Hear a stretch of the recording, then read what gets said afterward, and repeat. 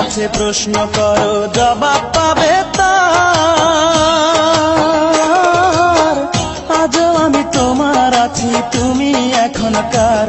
সখী তুমি এখন কার? তোমার মনের কাছে প্রশ্ন করো, জবাব পাবে তার। আজও আমি তোমার আছি, তুমি এখন কার? সখী তুমি এখন কার? আজও আমি তোমার আছি, তুমি এখন কার? সখী তুমি এখন কার?